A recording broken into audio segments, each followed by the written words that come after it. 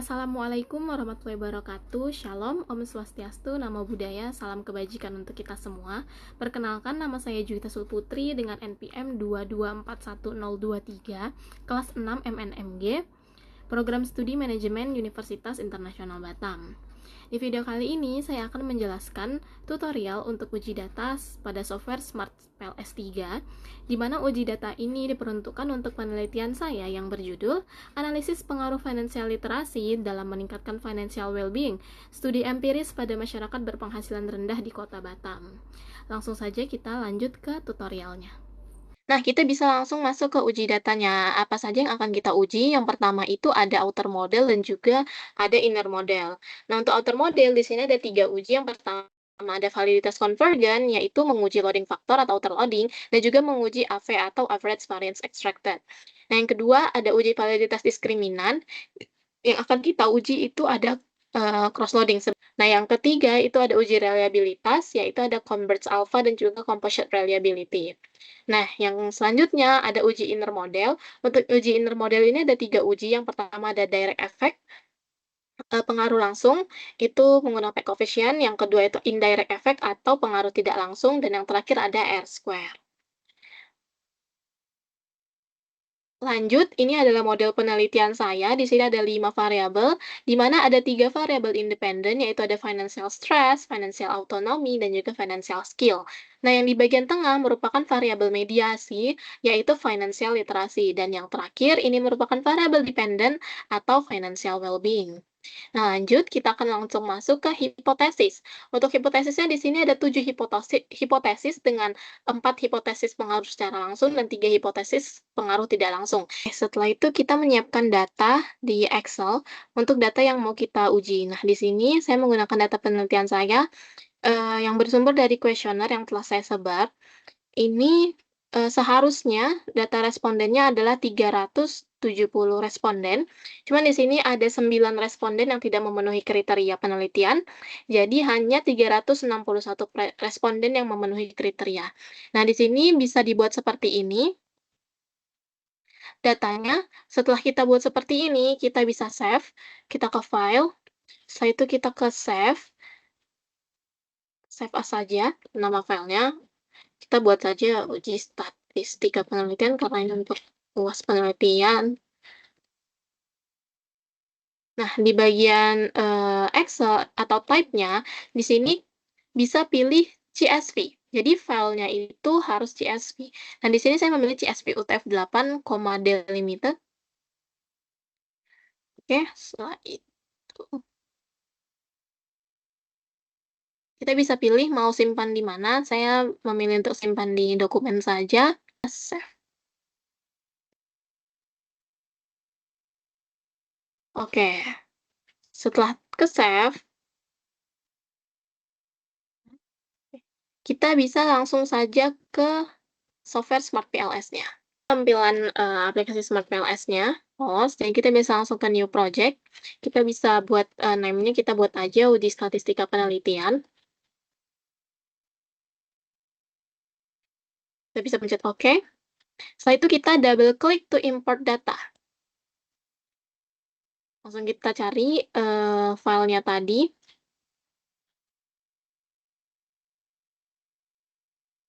Ini dia. Oh ya, jangan lupa untuk ditutup terlebih dahulu Excel-nya. Oke, setelah ditutup kita bisa open. Oke, setelah itu, jika bingung kenapa tampilannya seperti ini, kita bisa langsung ke bagian semikolon saja. Oke. Nah, setelah seperti ini, nah ini sudah benar ya. Setelah seperti ini, kita bisa langsung ke bagian sini, bagian kiri, ini ada bentuk, kita akan membuat latent variable. Double klik. Setelah itu kita bisa buat kita bisa buat latent variable-nya. Biar lebih gampang, kita bisa langsung pindahkan saja. Jadi menyesuaikan per variabel ya. Selanjutnya kita akan connect. Di bagian atas, kita connect sesuai dengan hipotesisnya atau modelnya, model penelitian kita. Oke, setelah biru seperti ini, artinya sudah benar. Nah, setelah itu kita bisa pencet select terlebih dahulu ya, karena kita masih di mode connect. Nah, setelah seperti ini, kita langsung aja calculate. Di sini, pilih PLS algorithm.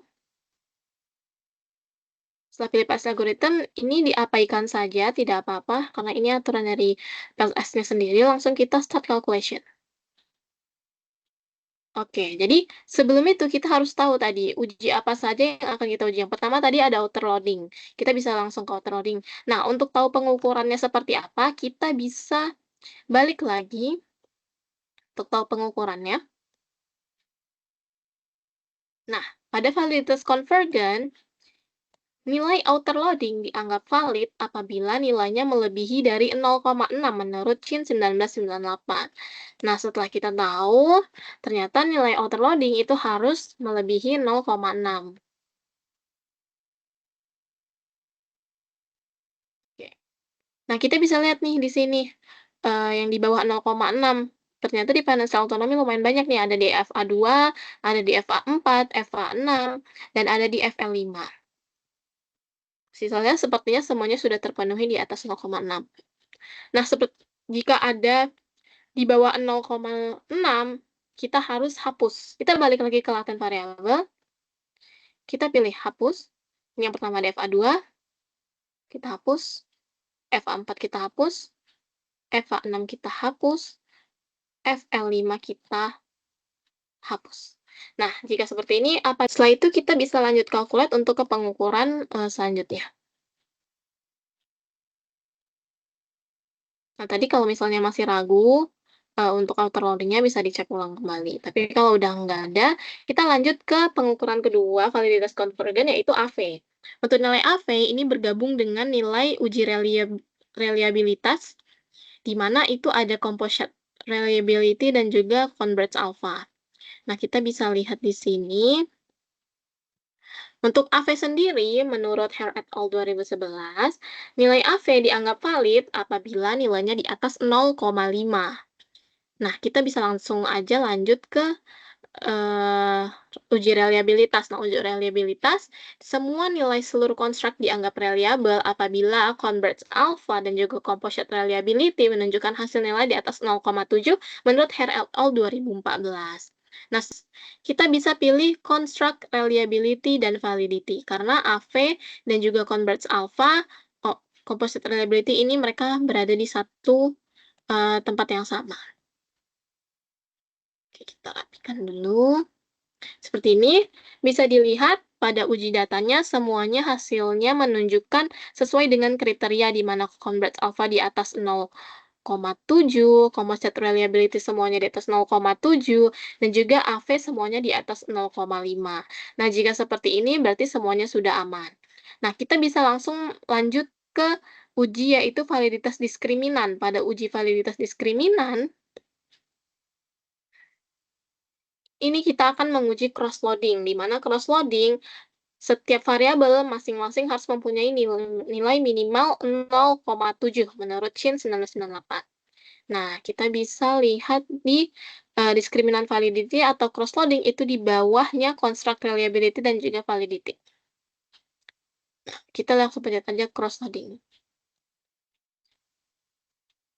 Nah, biar gampang kita tahunya seperti ini aja. Oke, bisa dilihat ya.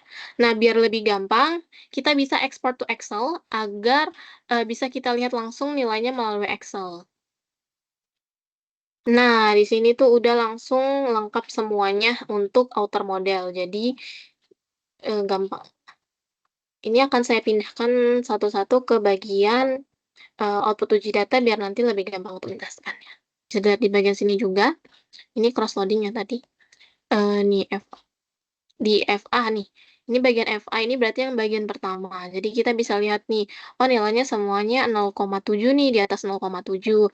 Untuk FL juga bisa dilihat, oh ternyata ada yang di bawah 0,7, berarti yang di bawah 0,7 tidak kita masukkan. Jadi hanya beberapa yang kita masukkan yaitu yang 0,7. Yang penting di setiap variabel itu setidaknya ada nilai di atas 0,7 untuk cross loading.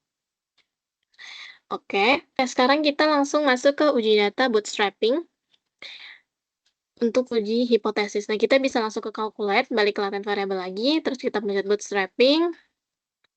Di bagian ini kita bisa pilih angkanya sesuai dengan sampel kita, walaupun sampel saya 300, tapi di sini saya memilih 1000 agar hasilnya optimal. Pilih complete bootstrapping, bias corrected to tails, dan significance levelnya 0,05. So, kita stop calculation. Oke. Nah, kita bisa langsung ke pengukuran terlebih dahulu.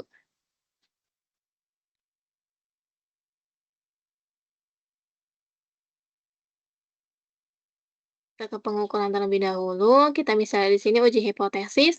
Direct maupun indirect effect untuk menentukan signifikasi pengaruh dapat dilihat pada tabel tes statistik dan ketentuan nilai lebih dari 1,96 dan p-value-nya kurang dari 0,05 menurut Start State et al. Tahun 2017. Kita bisa balik ke Smart PLS-nya. Oke, kita bisa lihat bagian PET coefficient. Nah, di sini teman-teman bisa lihat nilainya. Pada tes statistik semuanya sudah lebih dari 1,96, jadi hasilnya terpenuhi. Untuk nilai p-value-nya semuanya juga di bawah 0,05. Nah, untuk menentukan pengaruhnya, signifikan atau tidak signifikan adalah dilihat dari p-value. Apabila p-value-nya tidak ada merah atau lebih dari 0,05, atau kurang dari 0,05, berarti itu signifikan.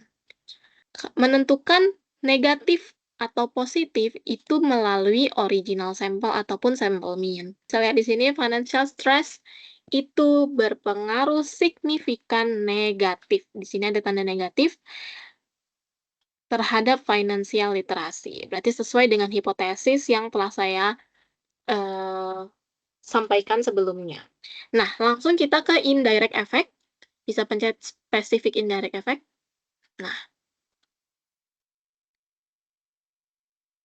sama bacanya juga di tes statistik dan p-value, semua di tes statistiknya terpenuhi, nilainya semuanya di atas 1,96, dan p-value-nya semuanya di bawah 0,05.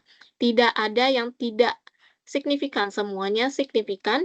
Dan untuk positif negatifnya, ada di financial stress, berpengaruh signifikan negatif terhadap financial well-being yang dimediasi oleh financial literasi. Nih dia, minus 0,082. Nah, itu dia tadi hasil uji hipotesis. Nah, setelah itu kita harus pengukuran terhadap R-square. Nah, ini dia R-square.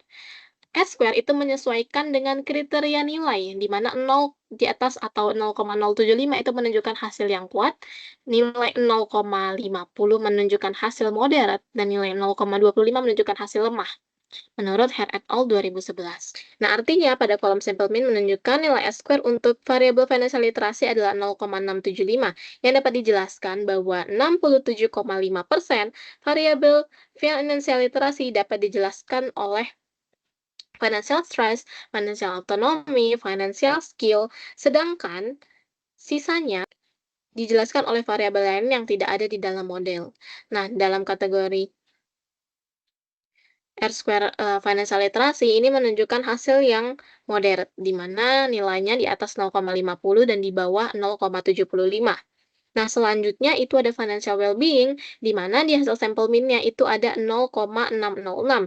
Artinya dapat dijelaskan bahwa 60,6% variabel financial well-being dapat dijelaskan oleh financial literasi, sedangkan sisanya itu dijelaskan oleh variabel lain di luar penelitian ini. Nah, dalam kategori ini, R-square-nya financial well-being itu menunjukkan hasil yang moderate. Selesai sudah untuk uji hipotesisnya, selanjutnya saya akan melanjutkan interpretasi untuk uji hipotesis. Oke, berikut untuk hasil uji data yang sudah saya pindahkan ke slide. Ini ada validitas convergen, autoloading, dan juga V, semuanya sudah terpenuhi dan juga valid. Selanjutnya, itu ada di validitas diskriminan, yaitu cross-loading. Sebenarnya sudah saya pilih untuk loading tertingginya di setiap variabel, jadi tidak semuanya masuk ke dalam validitas diskriminan. Selanjutnya, itu ada Converge Alpha dan juga Composite Reliability, semuanya reliable, semuanya nilainya di atas 0,7. Selanjutnya ada hasil uji data untuk direct effect-nya. Ini sudah saya buat kesimpulannya. Nah, untuk interpretasi H1, kita menunjukkan bahwa hipotesis 1 diterima, di mana financial stress memiliki pengaruh terhadap signifikan negatif terhadap financial literacy dengan koefisien sebesar minus 0,105 dengan tes statistik 3,690 dan p-value 0,00. Artinya, semakin tinggi tekanan atau stres finansial yang dialami seorang atau individu, maka kemampuan dalam memahami konsep keuangan akan semakin menurun.